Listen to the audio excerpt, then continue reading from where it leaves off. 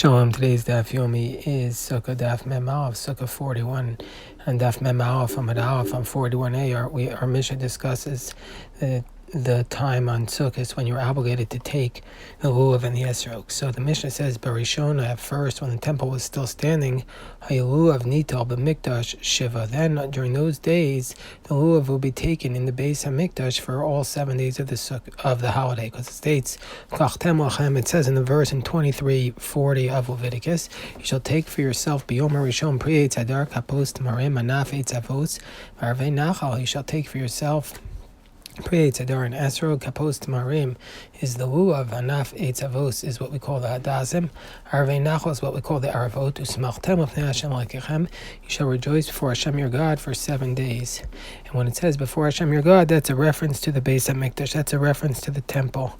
The Turi Even writes that the words before God implies in the courtyard of the temple, the Azar, whereas the Chasam Sofer says that it means even on the Temple Mount, not just in the courtyard of the temple.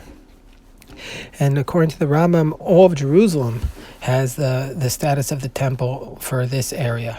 And the verse teaches us that we have to rejoice in the temple for 7 days with the lulav and the arba minim that are mentioned at the beginning of the verse.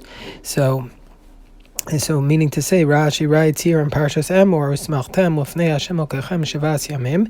You should rejoice before Hashem your God for 7 days. V'lo b'gvulim kol sheva. But outside the temple, you're not obligated to rejoice with the lulav and esrog for 7 days. The Medina, and Medina means to say that is outside of the Beis HaMikdash, meaning to say, according to Rashi, here it means even in Jerusalem, that's considered outside of the Beis HaMikdash.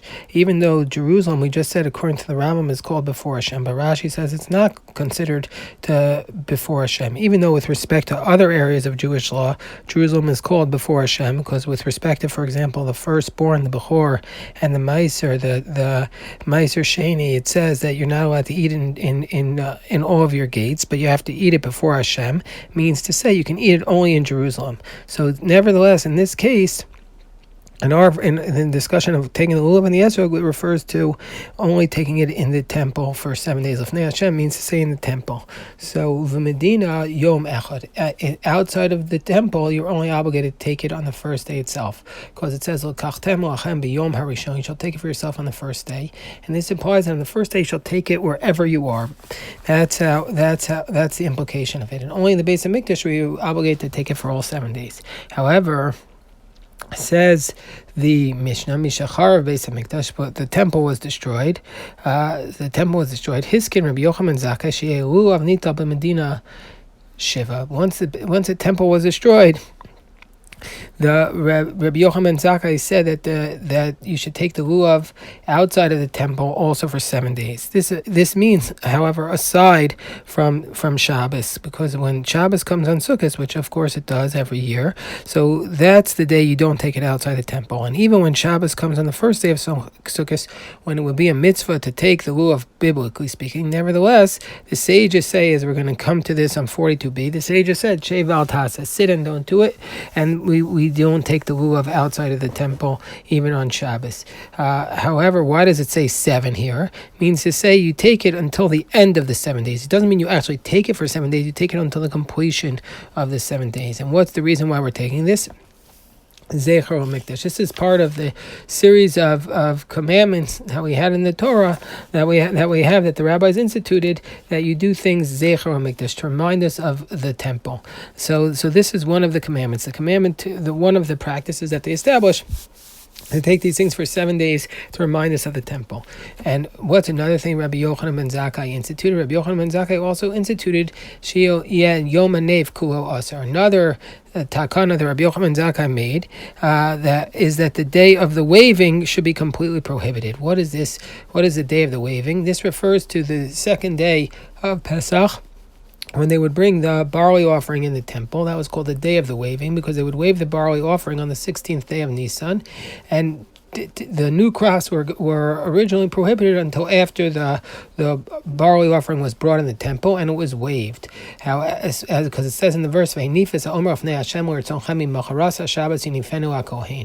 and then until you waive it, you cannot eat from the new crops. But when the temple was standing, as soon as they brought the barley offering, they waived it. They fulfilled that part of the verse, and they were allowed to eat the new crops. But after the temple was destroyed, then what happened was that they didn't bring the omer, and so therefore they said you had to wait until the end of the day, meaning to say, until the entire day was prohibited. That Rabbi Yochanan Zakkai said you have to wait until the entire day was prohibited.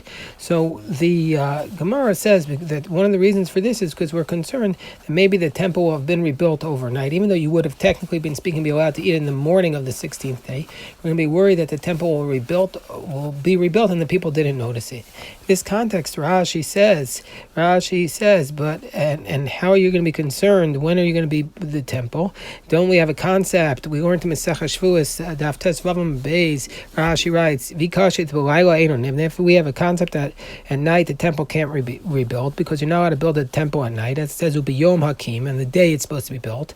So if that's the case, and you can't build it on the 15th day, so if that's the case, how are you? Because you can't build it on Yom Tov itself. So how is it going to happen? So Rashi explains that refers to a temple that was built by the hands of man, of a mikdash haasid, but the third temple, shanu matzapin, that this temple that we're waiting to be built, that's going to go yavo mishamayim, that's going to come from heaven, as says mikdash Hashem konu yadecha. So Rashi tells us here that the third temple will be rebuilt from heaven, and so therefore the prohibitions on when it can be built won't apply.